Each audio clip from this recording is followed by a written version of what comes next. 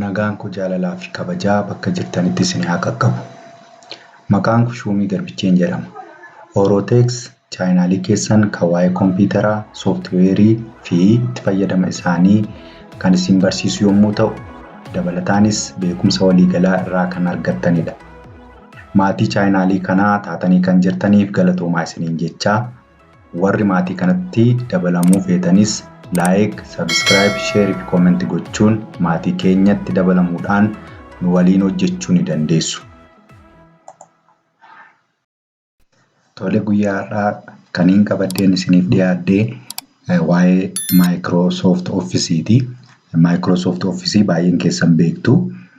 Microsoft Office akkamitti akka buusuu dandeenyu yookaan daawunlood akkamitti akka goonu, erga daawunlood goonee akkamitti fe'uu akka dandeenyu kan waliin ilaallu ta'a.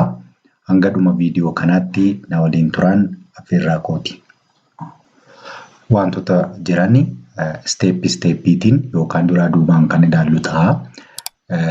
Inni jalqabaa Microsoft Office 2016 akkamittiin buusnee instaaleeshinii isaa akkamitti raawwanna kan jedhu san tokko tokkoon kan ilaallu ta'a.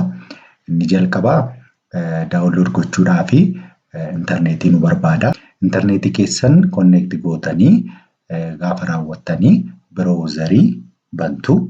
Biroozarii ani kanan fayyadame biroozarii kana.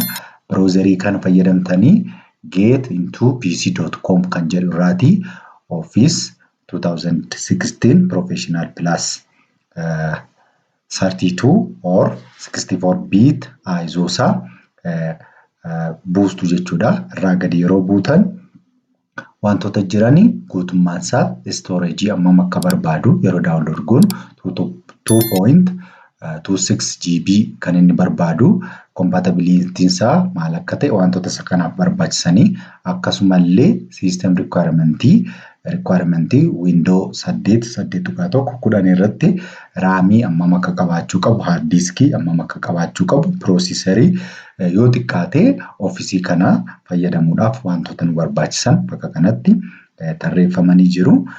Isaan kana erga ilaallee wanta kana guuta yoo ta'e daawunlood kan jettu kan tuqxanii daawunlood gootu jechuudha. Daawunlood kan jettu kan fayyadamtanii buustu. Yeroo buustan ISO image isaatu isiniif bu'aa akkuma amma ilaaltan desktop irra kaa'annee jirra jechuudha. Wanta daawunlood goonee buusnee jirru kan otoo hin fe'iin dura jalqaba extract gochuu qabnaa jechuudha.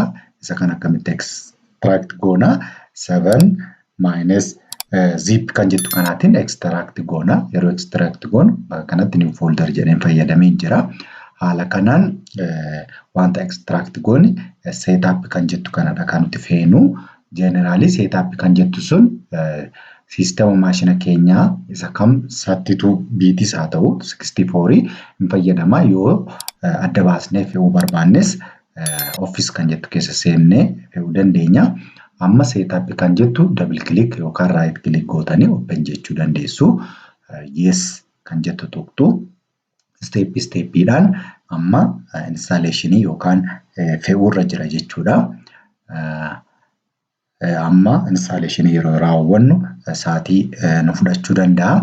Wantoota isiniin barbaachisan, resoursiiwwan isin barbaachisan liinkii irraa daawunlood gootan description box irra isinii kaa'aa waan ta'eef isaan kana resoursi isin barbaachisan ilaaltanii yeroo viidiyoo kana ilaaltan gara gadi description box irraati resoursiiwwan liinkii isinii kaa'aa jirraa argattu. Amma installationii jalqabee jira yookaan fe'aa jira jechuudha. Microsoft Office 2016 yookaan 2016 kan fe'aa jira jechuudha. Amma inni fe'utti hin eegna.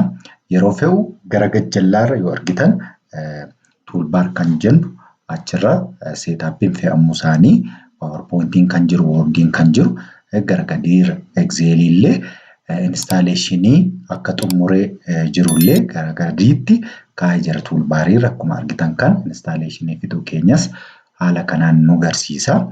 Isa kan bifa kanaan install ta'uusaa adda kan ittiin baasnu jechuudha.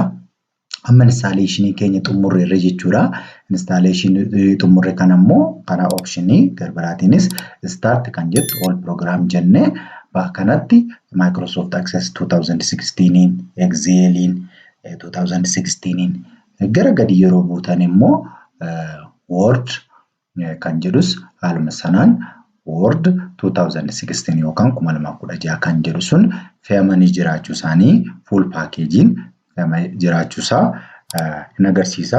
Akka fakkeenyaatti Word kana bantanii ilaaluu dandeessu.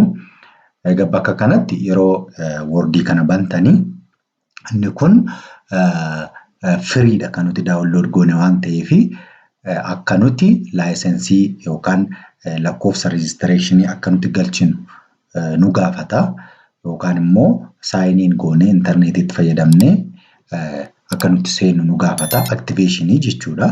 Activate amma hin taanetti wantoota nuti hojjennu wanti nu gochuu danda'a. Isa kana paartii itti aanutti wanta installationii hojjenne kana akkamittiin activate gochuu dandeenya. Freely kan jedhu sana immoo paartii lammaffaa irratti qabaddeen isiniif dhiyaadha.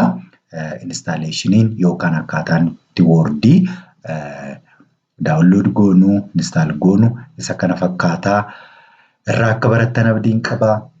Amma viidiyoo garbiraa qabaddeen isiniif dhiyaadutti nagaan naaf tura. Galatooma.